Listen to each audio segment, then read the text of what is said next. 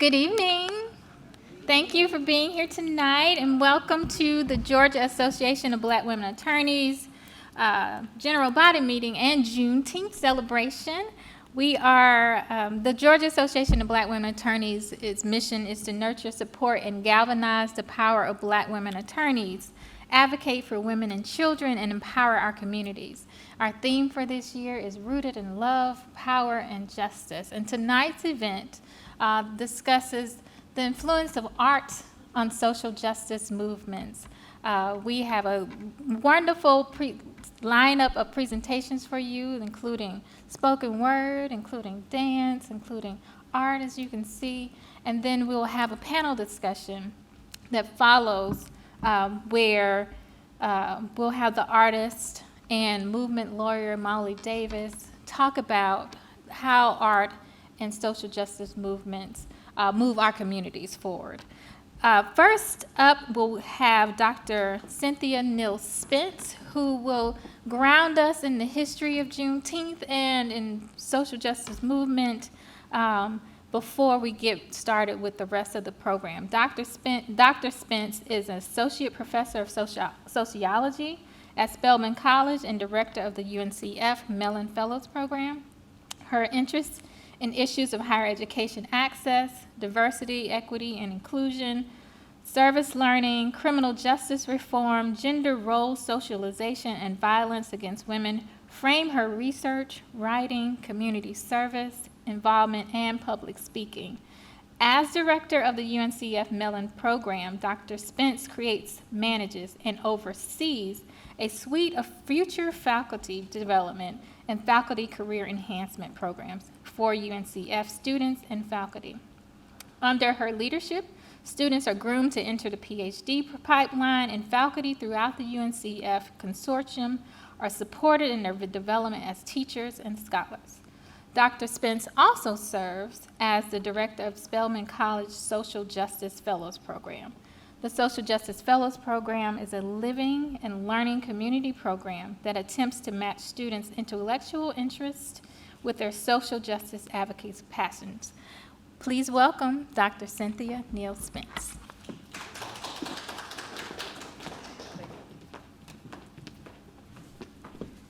So thank you, Terica. You all can hear me, right? And thank you to the members of GABWA for creating this opportunity to engage the meaning and impact of Juneteenth, which is now a federal holiday. Yay! And that designation as a federal holiday occurred in 2022. I also want to celebrate your theme, Terica. Rooted in Love, Power, and Justice is an excellent framework for freedom workers. Thank you to the Auburn Avenue Research Library for the incredible work the library does as a site to secure and maintain the history and culture of African American people, particularly in the city of Atlanta, but throughout the South and Southeast. As we celebrate Juneteenth, we are called upon to recognize the significance of June 19th and how we as a people have been engaged in work that lifts the core meaning behind the emancipatory action taken on June 19, 1865. Juneteenth, ironically, was announced in the state of Texas, and we all know about Texas right now, but it marks the date when the following proclamation was declared. And the proclamation came under General Orders number 3, and so I'm going to read the Juneteenth proclamation. Quote, "The people of Texas are informed that, in accordance with a proclamation from the Executive of the United States, all slaves are free. This involves an absolute equality of personal rights and rights of property between former masters and former slaves, and the connection heretofore existing between them becomes that between employer and hired labor. The freedmen are advised to remain in their present homes and work for wages. They are informed that they will not be allowed to collect at military posts, and that they will not be supported in idleness either there or elsewhere. So we know that there was a particular warning to the individuals who were enslaved, because we know right after the period of enslavement, we had the development of vagrancy statutes and black codes. And so certainly those were put into place to reprimand individuals who were in fact appearing idle or not connected to a place of work. Approximately 250,000 enslaved were freed on that day, 2.5 years after the federal official declaration of the end of the period of enslavement. We all know that the Emancipation Proclamation was issued on January 1st, 1863. Then President Abraham Lincoln issued the executive order. 4 million enslaved persons were freed. Now, when I was in school, we learned that Abraham Lincoln freed the slaves, but we all know now that that's not a complete story. We know that we as a people worked tirelessly to free ourselves, as we continue to do today. There are countless stories of protests and escapes. Just by herself and her crew, Harriet Tubman is credited for freeing approximately 300 enslaved persons. Some often quote Harriet Tubman by her saying that they heard her say, "I would have freed more if they knew they were slaves." Because we know that bondage can be both physical and psychic. So as we begin tonight's discussion, we want to center our discussion on the freedom that Juneteenth represents. Juneteenth is about celebrating freedom. We seek to connect the history of Black lives in the quest for freedom from the institutionalized vestiges of slavery. It is a recognition of freedom lost, fought for, and gained as an important reminder of how fragile freedom is to those who do not hold power in society. We are seeing this all over the country now, not only in Texas and Florida, but our own state of Georgia. The arts have always been a source for the expression of freedom and discontent. As we discuss the role of arts in social justice, we can begin with how the period of enslavement benefited from the artistic expressions and practical applications of artisans in bondage. The enslaved were craftspeople, culinary specialists, musicians, visual artists, and expressive artists in dance, theater, and poetry. They were also astute theatrical performers because they learned in many ways how to play parts governed by the institution of enslavement. But behind the scenes, many diligently crafted ways of meaning for their lives that connected them to their cultural roots and modes of communication. Toni Morrison stated in an essay included in her last published text, The Source of Self-Regard, that art, quote, "Art is not mere entertainment or decoration, that it has meaning, whether on cave walls, one's own body, a cathedral, or a religious rite. We are hungry for a way to articulate who we are and what we mean," end quote. As we think of today's recognition of Juneteenth, we will engage in a discussion of how varied forms of art and legal artistry provide a way for us to articulate who we are and what we mean, and I will add, what we want and deserve. We would be remiss if we did not recognize that all forms of Black music have their origins in the songs of the enslaved, many of which were encoded with words about freedom. Contemporarily, we think of many Negro spirituals during the period of enslavement and during the Civil Rights Movement. "We Shall Overcome," the anthem of the movement, or the lyrics of Billie Holiday's "Strange Fruit," telling the story of lynching throughout the South, or Bessie Smith asserting the power of women as agents of their own destinies, or Lorraine Hansberry's powerful play, A Raisin in the Sun, tells the story of housing discrimination faced by Blacks who were migrating to the North. Nina Simone's Mississippi Goddamn as a response to the death of Medgar Evers and the terror that rampaged the South. Marvin Gaye's What's Going On, speaking about inner city unrest and unjust wars, to the lyrics of contemporary artists like John Baptiste, Freedom, Kendrick Lamar, Beyonce, and an assortment of hip-hop artists. Music has come and continues to inform and comment on social justice issues. As we reflect on the visual arts, as we will do this evening, we look to the work of women like Elizabeth Catlett, whose work focused on elevating Black women and the causes for Black women. The amazing quilt work of Bisa Butler and Faith Ringgold as they tell the stories of our people and capture the hopes and dreams of persons who have been excluded. We all know the historic power of photography as a site for creating narratives all over the world and capturing the experiences of oppressed people. It was newspaper photos with the help of the important work of Ida B. Wells that shocked the world about lynching and later the violent responses to civil rights protests in the United States. And now, with the cell phone, we can capture pain and suffering immediately. We think of a photo that went around the world taken by a young teenager, Darnella Frazier, when she captured the photo of George Floyd being murdered by a police officer.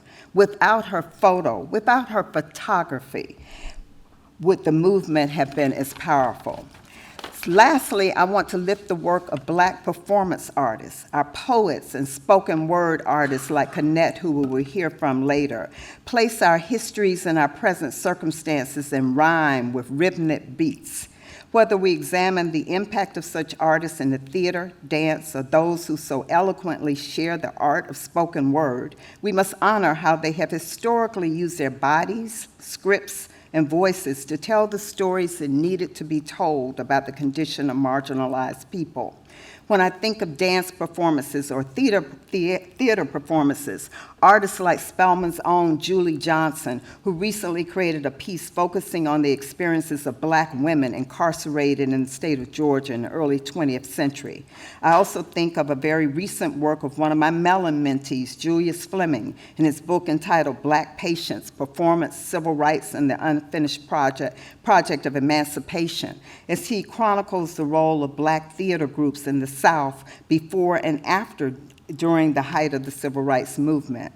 The arts are important vehicles for social justice. Yes, they have and they continue to be significant construction sites for cultivating a passion for freedom and for social justice. And so this evening we will be exposed to the amazing artistry of individuals who will present spoken word. We will see dancers. We will actually see visual art. And then, yes, we will see the work of a legal artisan, Mowley Davis, because we know that legal work is creative work as well. And certainly as someone who's been married to one for over 42 years, I know that there's a particular choreography to the law and to the litigation. And so certainly it is most appropriate that GABWA celebrate the connection between the arts and social justice as we recognize this very important day, Juneteenth. Thank you.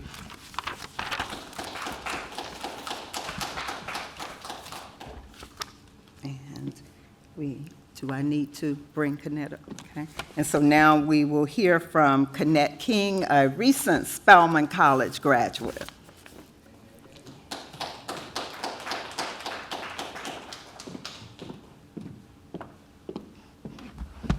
Good evening. My name is Connette King, and like it was just recently stated, I am a recent graduate of Spelman College. I'm from Statesboro, Georgia, and I am an artist and an activist and a community organizer. And so today I have an original poem, and as of right now, it's entitled Song of Solomon. If I be magic, then let me be black. Let my roots seep and soar into the earth's crust, and let me bring back my ancestors' story, and let the nutrients of their songs invade my inner being. Let it overtake my thoughts, and let it ooze through memory's pores and time's exoskeleton. Didn't you know we were magic? It is said that the Africans could fly. That when they outgrew their surroundings, they would simply pick their belongings up and fly. Uprooting every seed of doubt, they ascended into the sky and walked on clouds. The sweat from their feet would fall from the heavens and saturate the ideas and imaginations of those left behind, urging them to outstretch their arms and be caught up. Look up. Allow their spirit to make it possible to accomplish the impossible. Allow their supernatural whispers to cleanse our skins and rid us of the impurities of the harm and violence inflicted upon our communities. Let their guide be rock and refuge. Let their guide be the challenge to the possibilities of Black folk. Let their guide challenge the possibilities of humanity. Let the residue of blue magic grease leak through your brain and let it empower you to seek truth and love. Be baptized in their sweat and welcome it as a source of healing and medicine. Let it be a reminder that although the heart is breaking, happiness can exist in a moment also. And because in the moment in which we live is all the time there really is, we can keep going. We must keep going. Do what you can, but ask the stars for motivation or recite some sort of incantation or throw some salt behind you, but pick up your things and fly. Fly above your own expectations. Fly above reality. Fly. So if I be Black, then I must be magic. Thank you.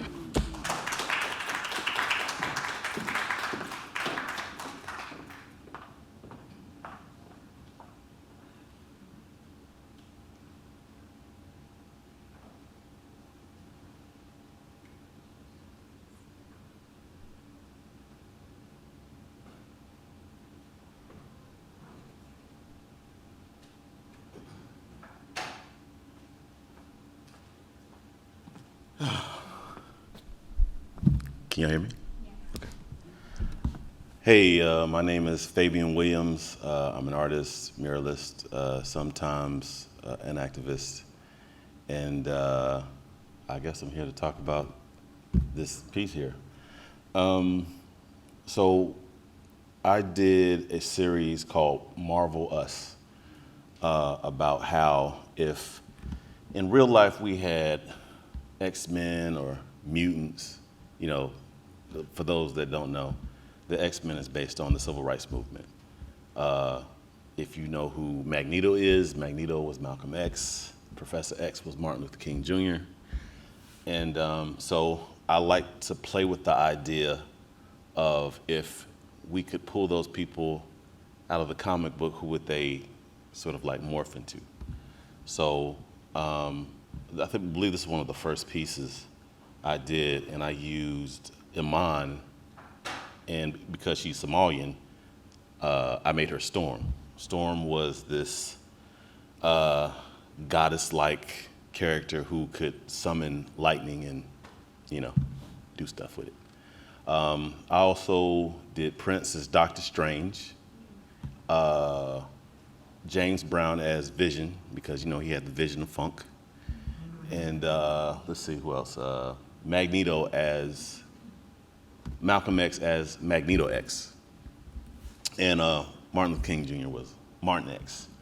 So, so the general idea was that we have our superheroes. We have people that live in our society that do superhuman things through art, and I thought this would be a cool way to tie in, you know, how, you know, our superpower is creativity.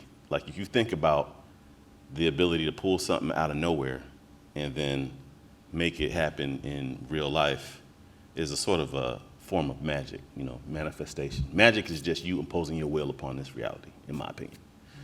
So in thinking about that, I think about what culture is. You know, if this was a artificial intelligence realm, culture is the algorithm.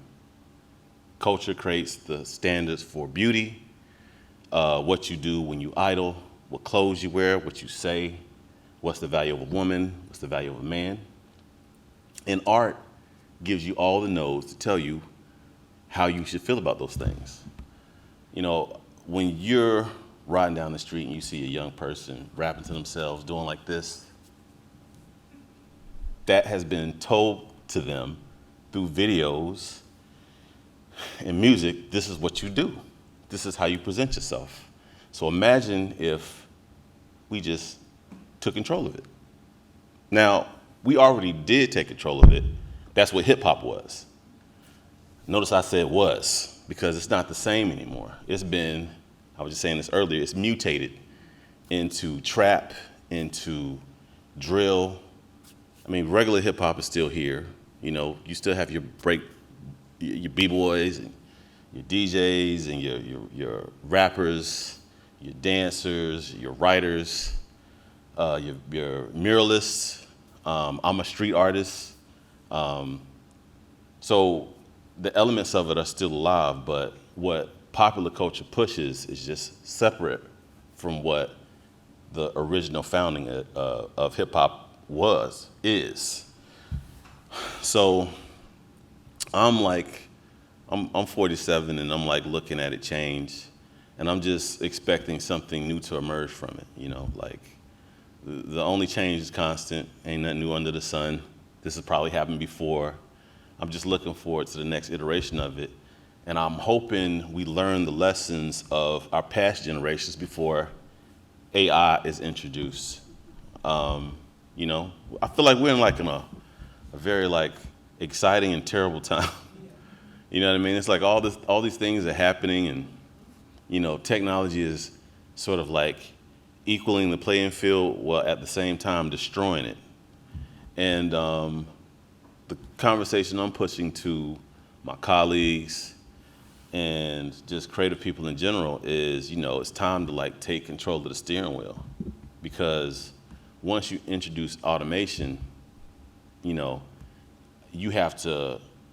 I believe you have to treat it like it's a person. And as crazy as that sounds, it's gonna be way more intelligent than us. And everything we do, whenever you type anything on the internet, whenever you upload something to social media, Facebook, Instagram, TikTok, LinkedIn, it's learning. Not only is it learning what you like, it's learning about your family members, what your health complications were. Anything you use with your device is being reported to this one brain. You know, forget what they're telling you, it's one mind. So here it is. It can take something I create. If I already uploaded this online, so it already knows what my style is, what other work I've done, and it's just gonna take it when somebody types in, give me a teddy bear painted like Fabian Williams in fluorescent. It'll do that within seconds and give you 3 variations. And that's just to start with. So I don't even know why I'm sorry, I kind of drifted off, but long point is, my new work is future focused. And I believe the future, even though it looks like it's going in a bad spot, I feel like it's still time for us to really do some new and exciting things that benefit us, actually benefit us. We're always gonna create. We're always gonna start saying new things. We're always gonna create there's always gonna be a new slang. There's always gonna be a new dance as long as we, you know, have air in life. We're always gonna be doing something creative. But my question to young people is, when are y'all gonna direct the future in the way you wanna go? You know, because I feel like what we've been handed is what we don't want. We do what we didn't want when we was younger. And here it is 20 years later, those things are still here. We're still trying to define what racism is. We know what it is. You know, we know why it was created. We know who it benefits. We know the financial aspects of it. So if we were to make a society that we actually wanted, what would it look like? And we don't have any real examples of that, if you notice. There's no real examples of a positive future that you would actually like to live in, aside from Star Trek. And Star Trek don't even take place on the planet, right? So where's the utopia that we want? And it ain't Wakanda, I don't think, because they still squabbling with, ooh, sorry. But, okay, so to round this up, I want to see young people explore, a future that they actually want to live in. I'm very curious as to what they're going to come up with. And I actually try and ask younger children that aren't using necessarily tablets and phones yet, because they're fresh. And if you have like a 5 to 10-year-old at home, or your relative have some, ask them about the future they want to live in, the world they want to live in. And I guarantee you the answers will actually surprise you, because they are very aware of how things should be. It's just as they get older, they get indoctrinated to this mess. So that's my TED Talk.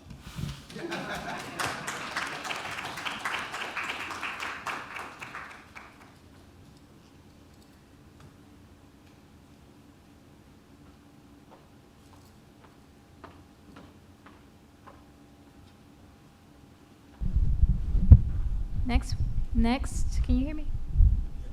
Next, we'll have a performance by the Academy of the Arts dancers.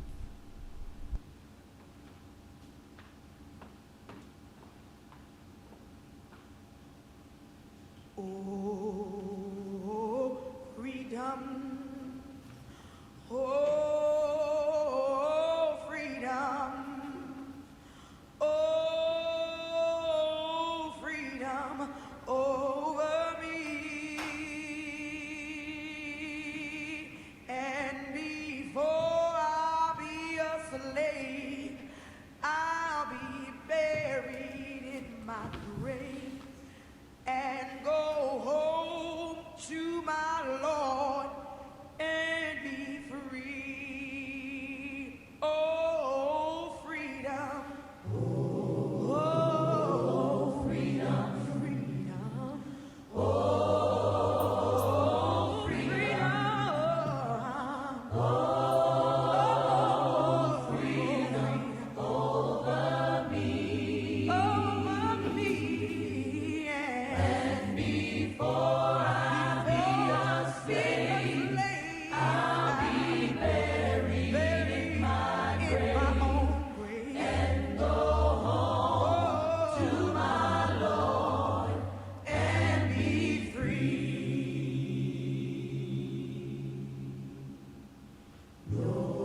No more weeping, don't you know? No more weeping. No more weeping over me. And before I be a slave, I'll be buried in my own grave and go home to my Lord and be free. Oh, freedom. Oh, freedom. Oh, freedom. Freedom. Oh, freedom. Freedom over me. And before I be a slave, I'll be buried in my grave and go home to my Lord and be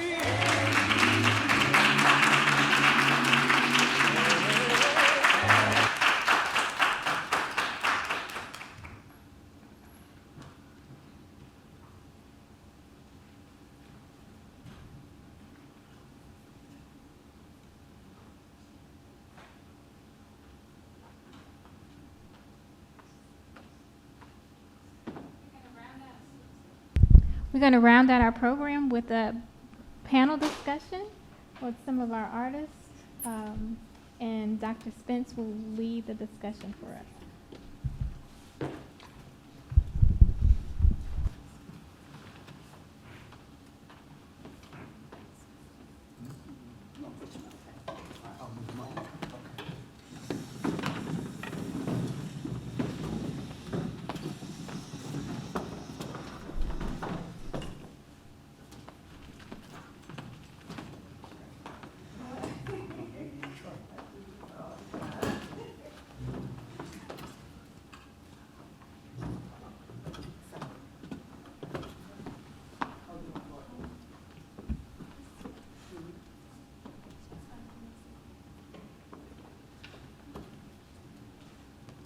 First of all, let's thank our performers again.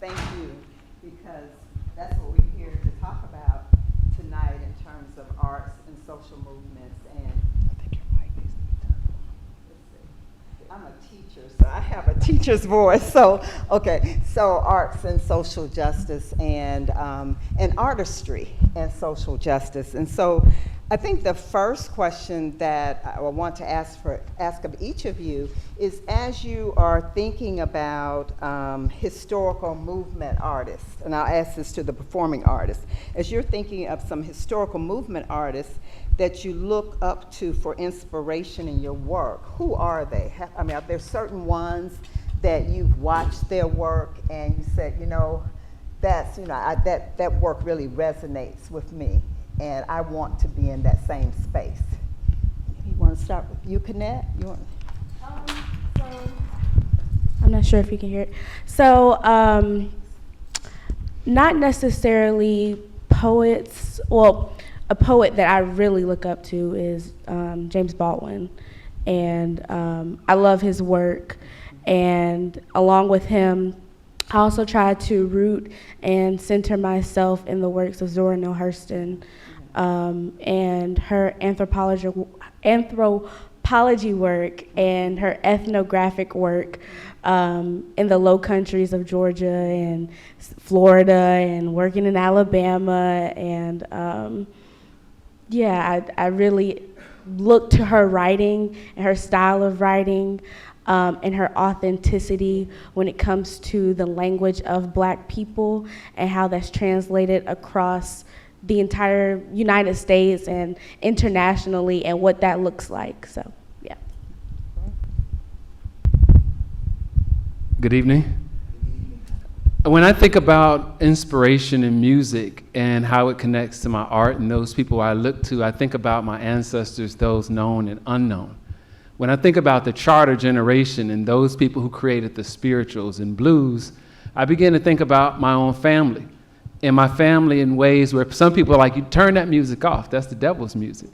But yet, people like James Cone talk about the importance of gospel and blues, of being two sides of the same coin.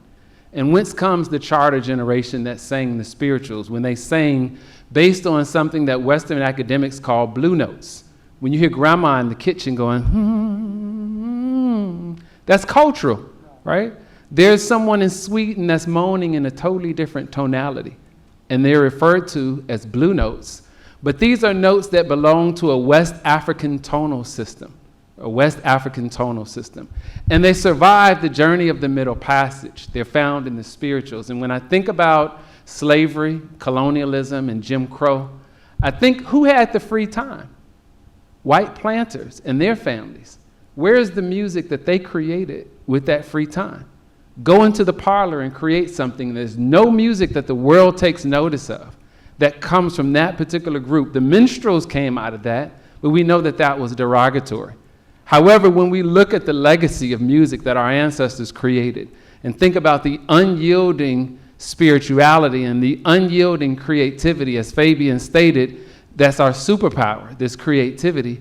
Think about that the spirituals, several different types of blues, ragtime at a time period where lynching was the norm for our families. We like your music, we can't accept your full humanity. Jazz music, several different styles of jazz, hip hop, R&B, soul, techno, and it continues. So it is that legacy that informs me, and it's that legacy that informs the style of music that I play. When I look to, I was raised right, so I like Parliament Funkadelic, right? And so when I think about that music, I think about Stevie Wonder, I think about the emotions, that energy put into that music. That is something that I try to revisit in every performance. That's something that I try to revisit as I approach the piano, as I approach percussion instruments. And I want to be part of that river, right? That river balance, that river healing. One of the artists that, well, there's several that I look to. Ironically, I actually am most inspired by musical artists. When I'm doing my work, I try and translate the feeling I get from musical artists visually. I'm heavy on concept, but I like artists that like to frame their thoughts musically and create, like connected thoughts through good albums. Fela Kuti is one of my favorites. Because of how he fused different forms of African rhythms with, jazz and created Afrobeat. And, it became so infectious that the government tried to kill him. James Brown, there would be no hip hop without James Brown. Funk is God's language. Funk takes whatever it wants, to get the point across, and that, to me, that's what a God would do, right? When it comes to visual artists, like right now, I feel like the artist I learned the most from, probably not a lot of people have heard of him, this guy named Nick Cave out of Chicago. And Nick Cave show was the first art show I went to where I cried uncontrollably. Like, could not stop tears from falling. And I'm an artist, and I didn't know visual art could do that to a person. So I was like, I have to learn how to do that. He creates these things called sound suits. I encourage you to look him up, Nick Cave. He creates these sound suits based on the Dogon tribe out of West Africa, Mali, I believe. And I can't explain it to you because I don't have enough time to explain the work to you, but interfacing with his work in a show is a very spiritual thing, and it definitely changed how I interacted with my work moving forward. So, yeah. And so, Maoli, legal work is creative work, and it can, in fact, be informed by a number of muses. But is there a particular muse, something that informs your work, as you kind of get into that mold? It varies. So we were representing an Afro-Puerto Rican sister who had been falsely accused, and as we prepared for her, falsely accused of murder, and as we prepared for her trial, we just listened to Jill Scott, Sweet Justice. And I think we have to, art and our creativity, it's all about imagination, right? And so what we were imagining was, and believing, a fair trial, imagining her freedom, imagining picking a jury that would see her humanity. As we represented a brother by the name of Jesse Murray, who is in 1619, the description of how the stand your ground did not apply to him as a black man. As we represented him, I was listening and preparing for our opening to Chance the Rapper, and he has this song before he really blew up. My sons put me on. He talks about this candy and Sunday with his grandmother, and it just, because Jesse came from a family who's just, rooted spiritually, and so it connected. And so I just think that as in there, sometimes I had to listen to Tupac and just be ready. We going to war. And so I think, music for a lot of lawyers that I know is like music is in the church. It's a song of preparation. It prepares us to deliver whatever it is that we're called to deliver in that moment. And I think we, European thought says we have to remain objective and be at arm's distance. But African spiritual thought and worldview says we should become closer to our people if we're going to speak for them in spaces, if we're going to manifest who they are and try to move in a way that frees them up. We got to get closer, not like we're going to stay at arm's length. That's a European approach. We got to get close. And in that, the music, everything, I think, and then, of course, Sweet Honey in the Rock, listening to that just allows you in this system that I recognize as being one that can never deliver true liberation to black people, that we got to have something that keeps us functioning and imagining. As we think about different social movements that you either have read about or experienced yourselves, how has your art been a reflection of that movement or of assistance to that movement? And so I'll start with you on this end, Fabian. Well, a few years into me doing murals, first of all, I accidentally became an activist being an artist. So starting out, I spent 13 years working in commercial advertisement, the ad industry. So 13 years into it, I got burned out. I just felt like I was using my powers for evil. I'm up here ranting online about how fossil fuels are bad for the environment, and I'm doing ads for Jiffy Lube. I don't like unending war, and I'm doing the voiceover for the Marines. You know what I mean? So I decided to become a full-time artist and do work that mattered to me, which is a terrible financial decision at first, terrible decision. But when I would leave work, when I worked in advertisement, I always went home to paint. I would paint for like 2 to 3 hours before I went to bed every night. So I already had a body of work, which I realized doesn't sell at all. But it was the stuff I cared about. So I pivoted to doing street art because, I could make a bridge between, I do advertisements, I do banners and websites. I'm good at getting people's attention. I'm just gonna get their attention in a different way. I'm gonna treat murals like billboards or ads.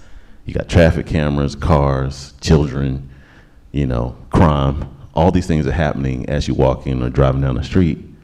I can use a splash of color in an interesting shape. I got your attention, then I deliver the message and you're on your way. So that's how I started doing murals. I picked Colin Kaepernick as one of my main subject matters because around the time he was fired from the 49ers because he was protesting police brutality. Obviously, me and my children are affected by police brutality, just walking down the street or driving in a car. So I identified with his message, and Matt Ryan sucks. So I was like, he could replace Matt Ryan in the Falcons.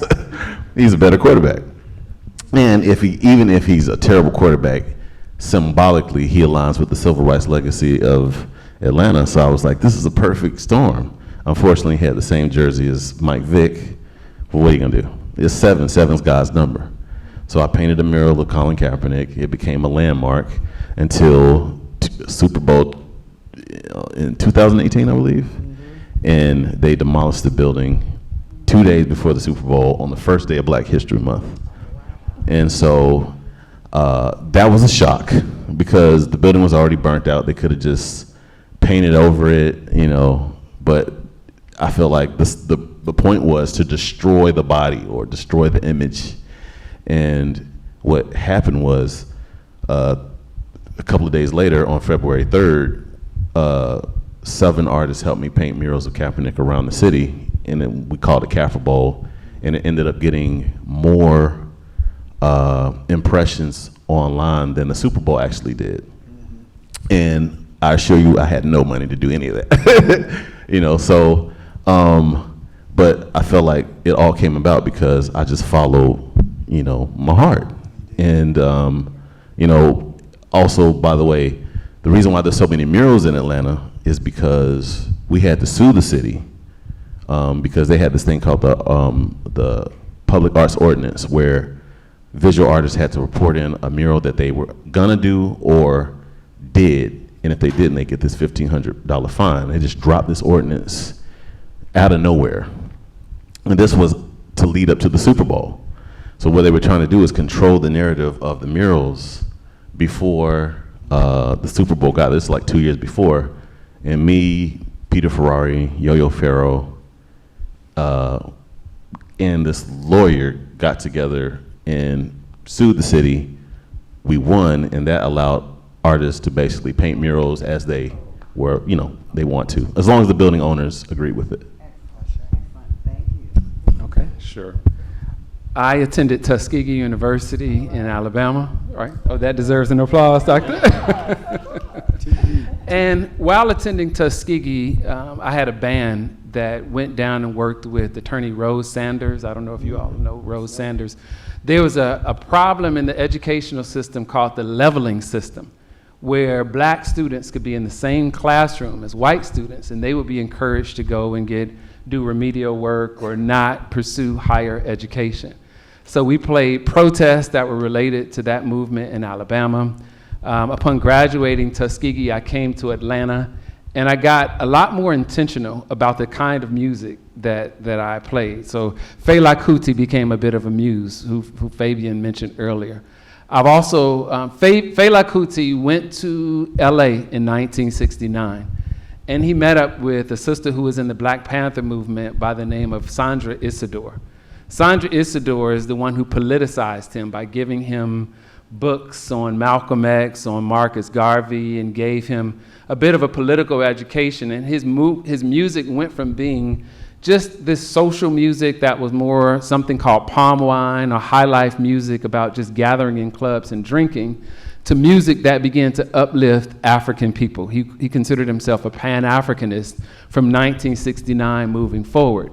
He had images of people like Marcus Garvey up in his performance venue called The Shrine. He sold books by people that we know, like Dr. Ben and Professor Sheikh Ante Diop. So he was about uplifting African people. During the pandemic, during the lockdown of the pandemic, I recorded a tune called Nana Africa with Sandra Isidore in that same tradition of Afrobeat. I've also done work with not Fela Kuti, but Roy Ayers in more of an Afrobeat vein. He had an album called Center of the World, Africa, and which was a collaborative work between Roy Ayers again and Fela. And in the tradition of movement, Bernice Johnson Reagan talks about being at these movements and being in these spaces where movement music is played. A good song leader does not have a song list, a sheet of paper sitting next to them. Based on what's taking place in the room, in the environment, you call tunes. And that is something I have been doing since the 80s and didn't realize it was in that same tradition. But in the griot tradition, or the jelly tradition out of West Africa, the musician's role is not only to speak history and to tell, to share this music in an uplifting way, but its aim is also to help people feel whole and to see their larger selves. In Nigeria, there's another tradition known as the Oriki song tradition. And we know that growing up singing these songs where, like Patty Cake and all these songs, can edify one's spirit when you hear one's name and it's uplifting.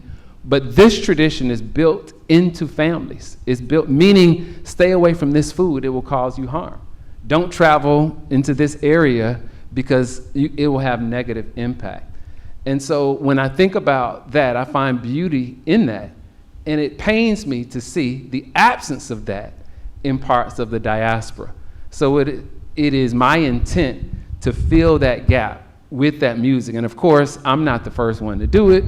Folks who came before, blues artists, Sweet Honey in the Rock, as you mentioned, Nina Simone, John Coltrane, Alabama being about the 4 girls in the Baptist, 16th Street Baptist Church. Again, I consider myself to be a part of that legacy and truly inspired by these different historical moments that continue to inform the present. Thank you. And so, Connette, as a spoken word artist, how are you using your voice to uplift movements? So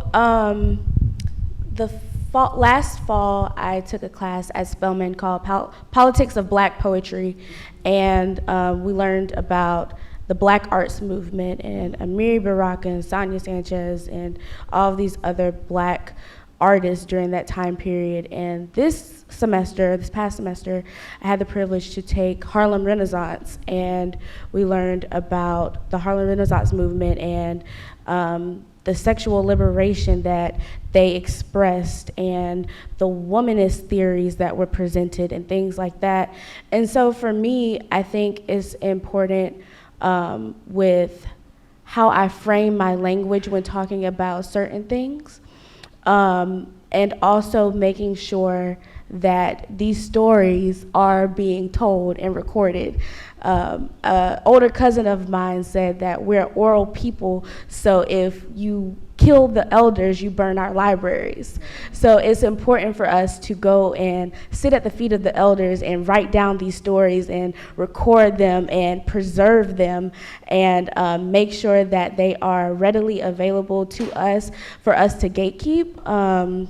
And for us to hold dear and near to us so it can keep going on for generation to generation. Maoli, what is movement lawyering? What is that? So I wrote a book about some of the work that we've been involved with, and one of the experiences was in Ferguson. You know, shortly after Mike Brown was murdered, there was a call and protest began, and there was a call for Black lawyers from around the country to come and serve as legal observers for the protesters. And so several of us got into a old Ford Expedition and drove from Atlanta to Ferguson to serve as legal observers on behalf or in conjunction with the National Conference of Black Lawyers.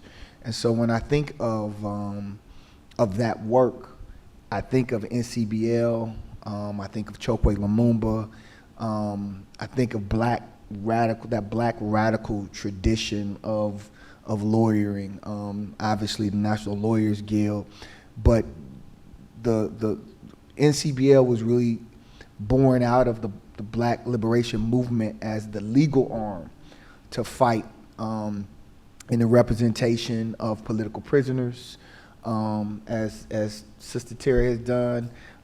She has been a warrior, legal warrior, who I look up to, has represented Mutulu Shakur over many, many years, and he is now free. And so we give thanks for her work and so many others who are very intentional about using their legal education as a weapon in our movement. And I would just read a little bit about this sister that I met, and I think this is what I mean when allowing ourselves to be touched. I met a young woman who had been shot with a shotgun. She showed me where the buckshot was still lodged. They looked like tiny black balls embedded in her brown legs. She gave me permission to take a picture of the back of her calf. I wondered if the pellets would be in her leg forever. I thought that even if they came out, there would be scars.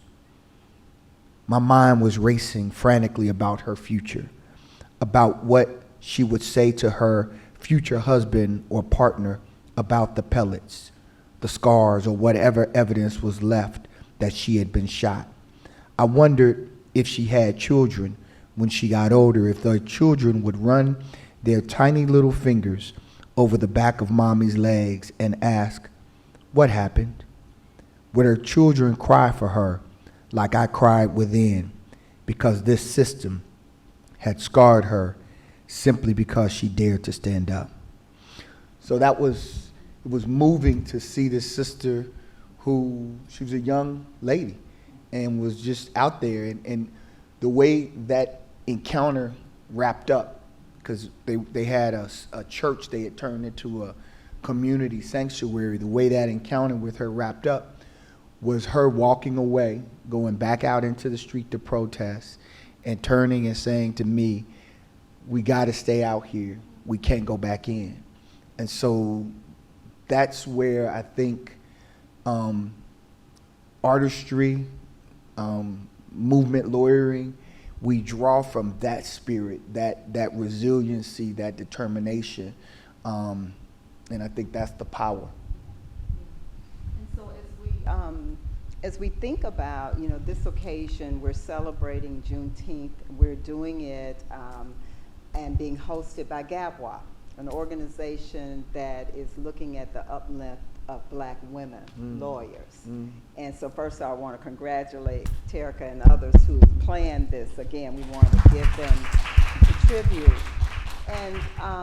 And so we know that sometimes women's stories are not told. You said we have the oral tradition. But we know that even when we think about the period of enslavement, oftentimes the mirror is more reflective of the experiences of the Black males who were enslaved. These brothers here, though, have talked about the influence of women, and women's voices upon their music and upon the activism. And so as we think about the role that GABWA plays for women, what suggestions do we give to GABWA about lifting up the voices and experiences of Black women? You talked about this sister who's been shot. And oftentimes with the Black Lives Matter movement, we know the Black Lives Matter was actually founded by 3 Black queer women. But again, they are not lifted up, in terms of the unlawful use of deadly force. And we know that Black women are victims of unlawful use of deadly force in the public sphere, but also in the private sphere. And so how might we advise GABWA to continue this very important work that we're doing as we center our histories tonight as a people that came out of the period of enslavement? What stories must GABWA tell about women's lives that have also, been at the forefront of protest movement, protest music, victims of violence? What advice do you all have for GABWA? How do we help GABWA as they continue their amazing work? You got something? I have a story. Okay. I don't know if it's advice, but it's a moment that I think could be enriching. Anyone heard of People's Grocery Store? Okay, a few folks. People's Grocery Store was post-Reconstruction, owned by a man by the name of Thomas Moss in Tennessee. And People's Grocery Store was doing exceptionally well. It was for colored folks, as they said back then. And Thomas Moss, being the owner of the store with 2 other Black men, armed themselves because they were being threatened. Their store was being threatened. And some local white men who had a neighboring store that was for whites, they weren't doing as well as People's Grocery Store. And they went into the store and tried to just destroy the place. And Thomas Moss and his counterparts, they shot these men, right? They shot them up. And as a result, they ended up being put into a holding cell, right? In this holding cell. And the Black community decided to stand vigil 24/7 and said there will not be a lynching. You will not hurt our brothers. I know this story seems to be about men, but they stood vigil around this prison, and eventually the sheriff pulls up and tells the Black community, well, you can go home now. It looks like these guys are gonna live. We know they shouldn't have gone home.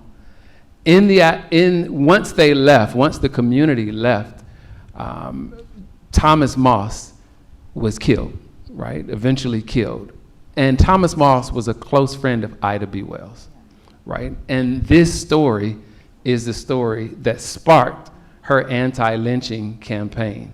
And when I think about anti-lynchings and the stories in her book, The Red Record, how she documented lynchings continuously, it's a powerful story about courage. It's a powerful story about tenacity.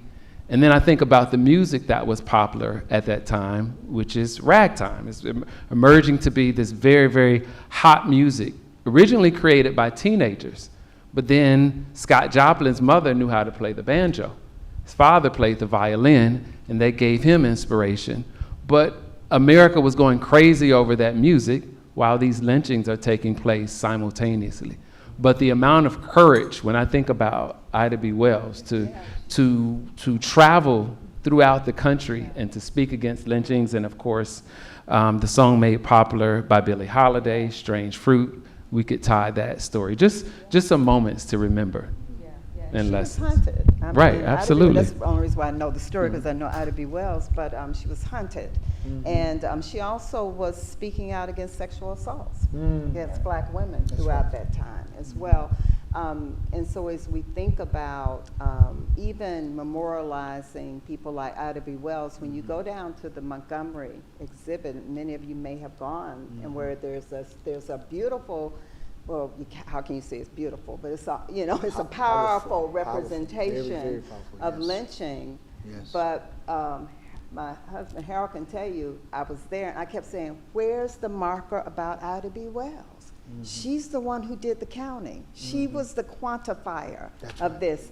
And so at the very end, when you leave, there's a little plaque that says something about Ida B. Wells. So there's something wrong with this picture, because we're making women's stories invisible or not legible. And so this is very important. So I'm glad you lifted that up.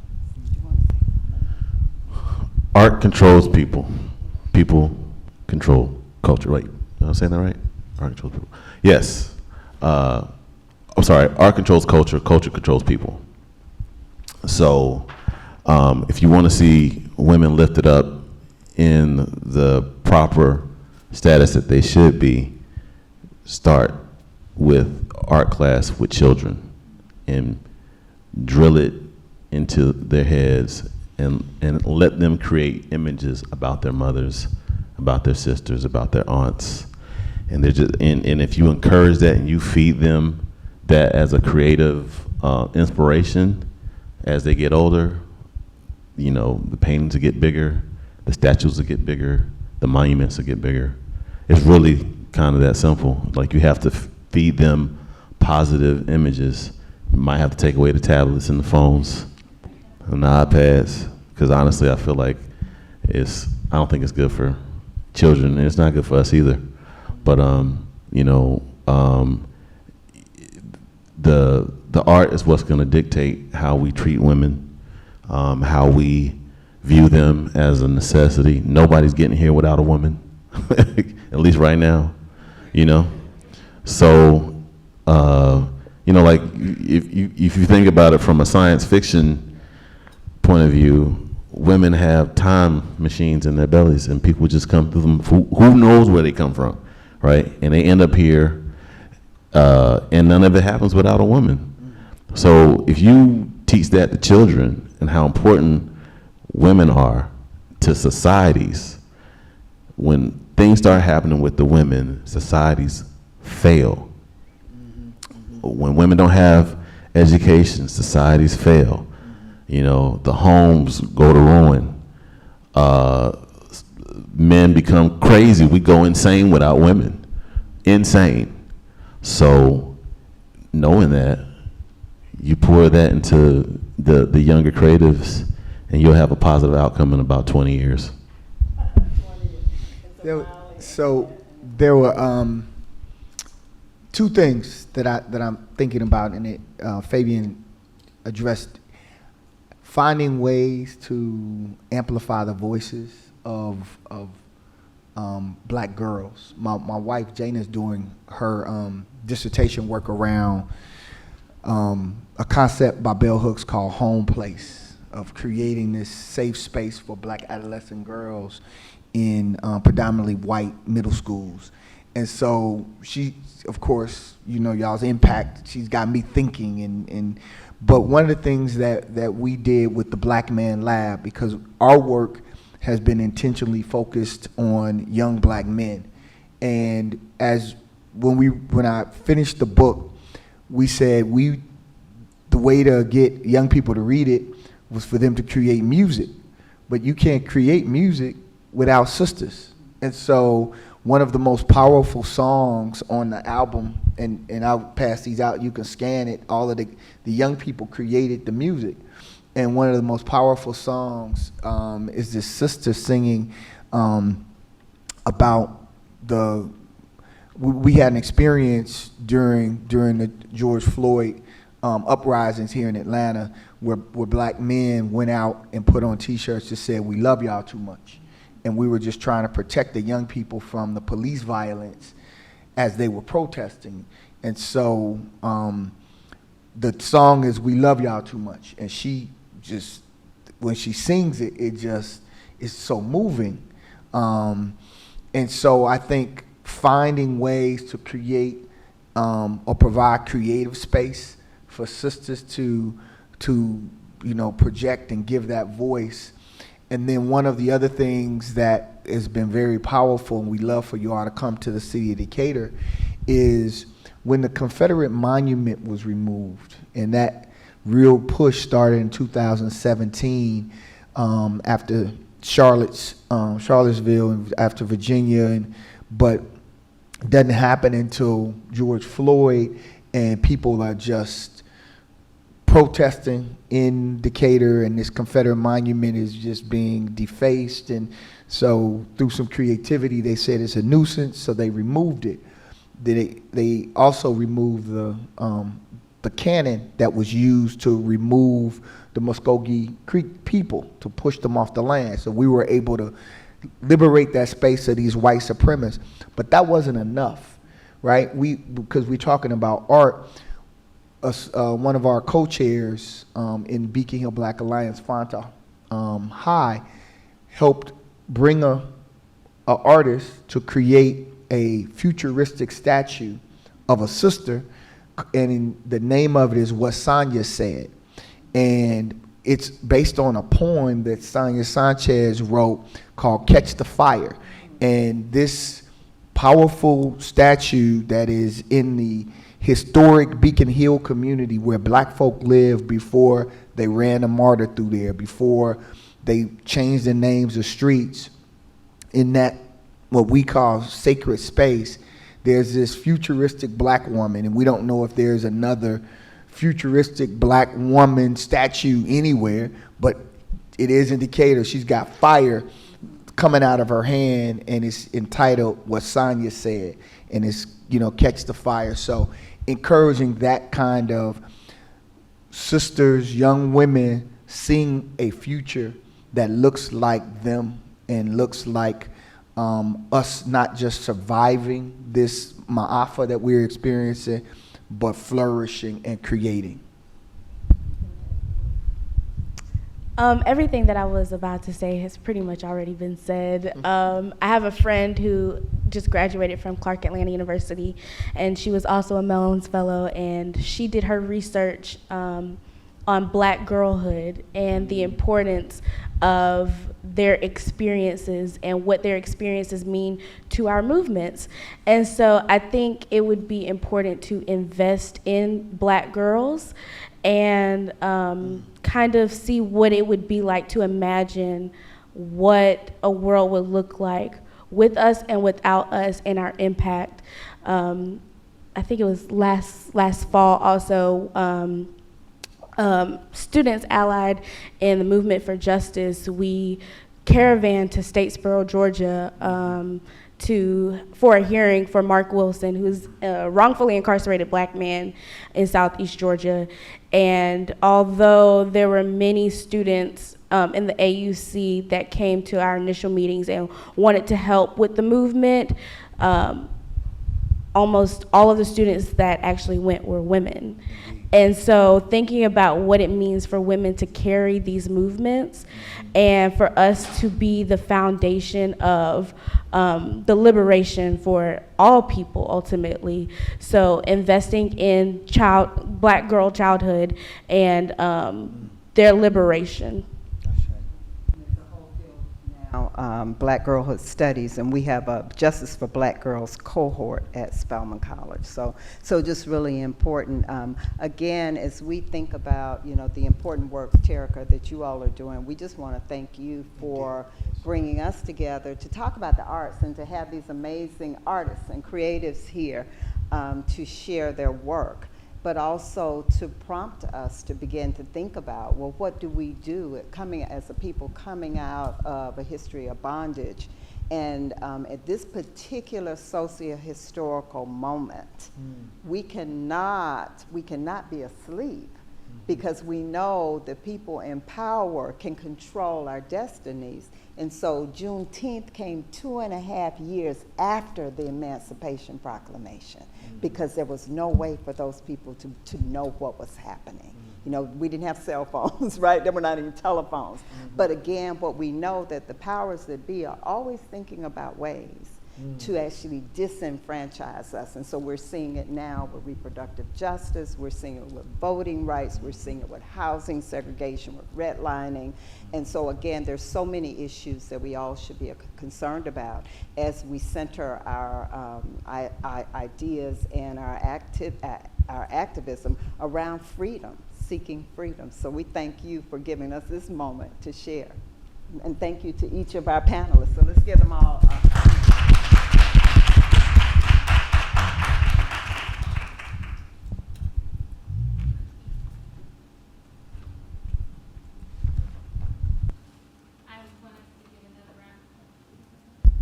give us just another round of applause for this group of folks who have taken time out of their schedules to be with us tonight.